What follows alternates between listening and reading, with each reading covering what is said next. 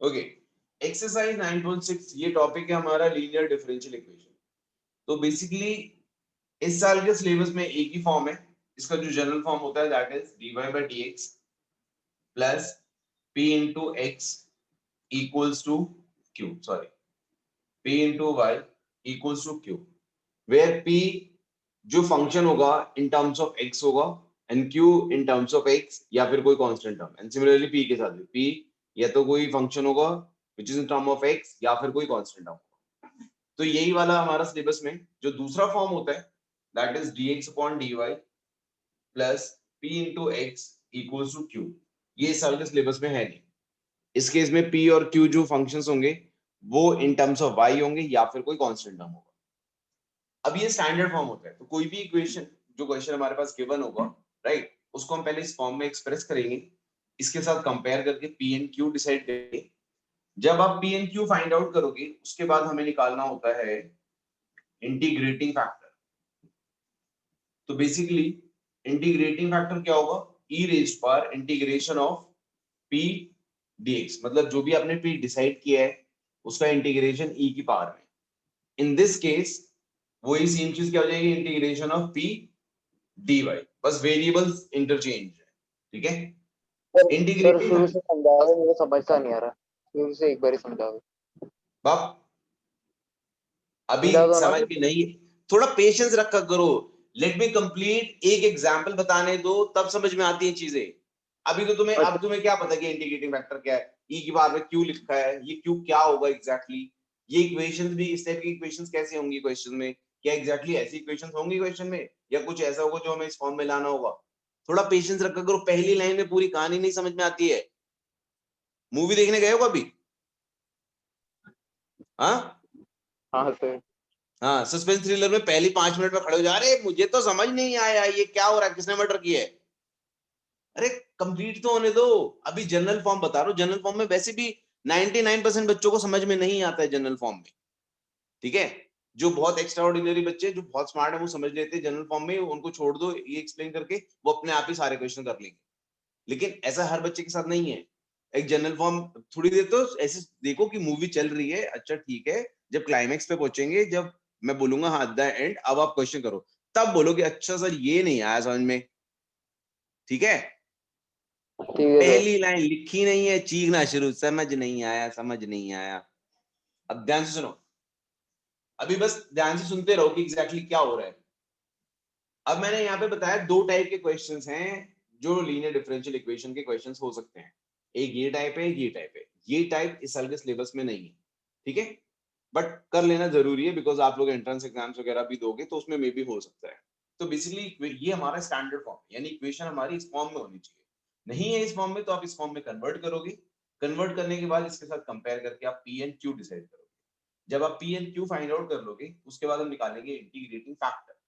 Integrating factor होता है e raised bye integration of p dx। अब इसमें इंटीग्रेटिंग फैक्टर के लिए मैं बता रहा हूँ कि अगर कोई एक्सप्रेशन e रेज्ड पर log x होता है, e की पावर में अगर log है तो आंसर हमेशा x होगा, ये ध्यान रखना, ठीक है। सो अगर जैसे सपोज e रेज्ड पर 2 log x है तो पहले ये 2 पावर में जाएगा x की और आंसर आएगा x स्क्वायर, ठीक है।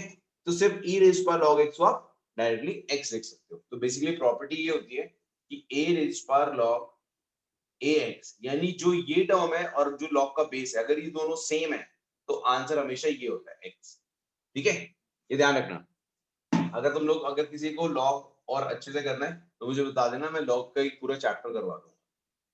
नाउ इंटीग्रेट, ये सिर्फ इवैल्यूएट करने के, इंटीग्रेटिंग फैक्टर फाइंड आउट करने के बाद हम निकालते हैं solution that is y into integrating factor आपने जो भी सिंपलीफाई करके निकाला हुआ है equals to integration of integral factor into q dx। in this case x into integral factor equals to integration of integral factor into q dy and integrate. तो इसमें जो इंटीग्रेशन करना है वो सिर्फ राइट हैंड साइड में integrate करना है, क्लियर है। अब आप जरा इसका स्क्रीनशॉट ले लो, मैं एक एग्जांपल करके दिखाता हूं।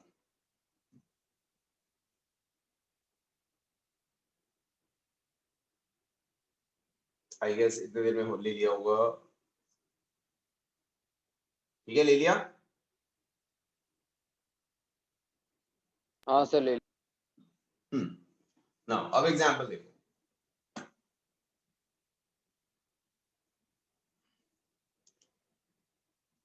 सपोज क्वेश्चन है x dy by dx plus 2y equals to x sin x। First of all मुझे इसको स्टैंडर्ड फॉर्म में लाना है। स्टैंडर्ड फॉर्म जब हम देखेंगे तो उसमें dy by dx का कोएफिशिएंट 1 होना चाहिए। तो पूरी इक्वेशन को x से डिवाइड कर दो फर्स्ट स्टेप।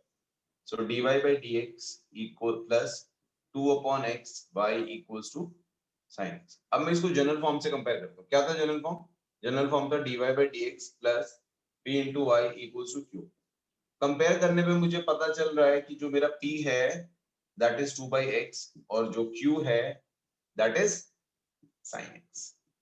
अब मैं निकालूंगा integrating factor that is e raised पर integration of 2 by x dx। तो 2 by x का इंटीग्रेशन क्या हो जाएगा? e raised पर 2 log x। 2 log x को आप लिख सकते हो e log of x square and your answer is x square। so this is your integrating factor। now अब हम इसका फाइंड आउट करेंगे solution that is y into integrating factor equals integration of integrating factor into q यानी कि sin x dx और फिर इसमें integration. इसको इंटीग्रेट कैसे करेंगे बताओ डैडी?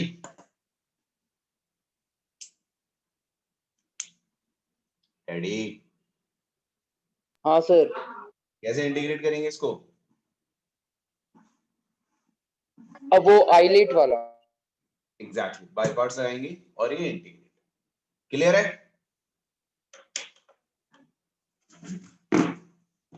अब ये हो गया डन। अब मुझे बताओ किसको क्या समझ नहीं आया? सर इंटीग्रेटिंग फैक्टर से फिर से बता दो एक बार। इंटीग्रेटिंग यहाँ फैक्टर, हाँ पी और क्यू निकालना तो आ गया। जब हम इसको कंपेयर करेंगे इसके साथ तो p हो गया हमारा 2 by x और q हो गया sin x। जो भी 2 by x जो p आया है p को इंटीग्रेट करो और e की पावर में लिखो। तो 2 by x का इंटीग्रेशन 2 log x होगा। 2 log x को मैं 2 को हम पावर में शिफ्ट कर देंगे यहाँ पे तो e log x स्क्वायर हो गया। सो e log of x square is x square only. ये प्रॉपर्टी है जो बताता है यहाँ पे। अब ये तुम्हारा बन गया इंटीग्रेटिंग फैक्टर। उसके बाद जो सॉल्यूशन का फॉर्मूला था y into integrating factor equals to integration of integrating factor into q dx और फिर इसको इंटीग्रेट। ठीक है? ठीक है सर। ठीक है रेडी? अब बताओ कोई डाउट? नहीं सर हो गया। आ जाएगा समझ में? आप हो जाएंगे क्वेश्चन? हाँ हाँ गुड। हाँ, चलो लेट्स एक और स्टार्ट। एग्जांपल दे दो प्लीज। एक और एग्जांपल कर देते हैं। अब दूसरा एग्जांपल हम सेकंड फॉर्म पे बेस कर लेते हैं। ठीक है ना? सपोज कोई क्वेश्चन है x plus 2y dy upon dx equals to 1। Differential equation के किसी भी क्वेश्चन में सबसे पहला काम क्या करना है आपको? dy upon dx निकालना। dy by dx निकालोगे तो आएगा 1 upon x plus 2y। अब यहाँ प्रॉब्लम ये है कि ये वेरिएबल सेपरेबल से होगा नहीं, होमोजेनियस है नहीं और लीनियर बन नहीं रहा। अभी रेसिप्रोकल कर दो बोल से तो dx upon dy equals to जाएगा x plus 2y। अब ये dx upon dy वाला केस है तो dx अपॉन dy के केस में plus p into x equals to q था, यानी जो x वाला टर्म है वो जाएगा dx by dy के साथ। सो dx अपॉन dy माइनस x इक्वल्स टू 2y। अब इसको इसके साथ कंपेयर करो। सो p इक्वल्स हो गया -1 एंड q हो गया 2y। अब आप निकालो integrating factor that would be e by integration of -1 dx यानी e पर -x -1 dy सॉरी। तो e पर -y ये हो गया हमारा इंटीग्रेटिंग फैक्टर। अब इसका सॉल्यूशन निकालेंगे x into integrating factor equals integration of integrating factor into q यानी 2y तो 2 तो बाहर निकाल देते हैं इनटू y dy। अब आप इसको इंटीग्रेट कर पाओगे? हाँ जी। इसमें जो भी इंटीग्रेट करना होगा लास्ट पार्ट में वो बाय पार्ट से ही होगा मोस्ट ऑफ द टाइम।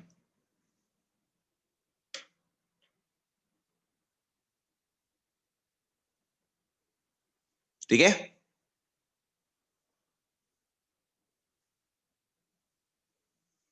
चलो श्रेया समझ में आ गया बेटा? Yes sir. Good. Exercise 9.6 question number 1 से शुरू करेंगे जरा फटाफट और सारे क्वेश्चंस करेंगे। Okay sir. रिकॉर्डिंग स्टॉप कर दूं? हाँ हाँ बेटा हाँ।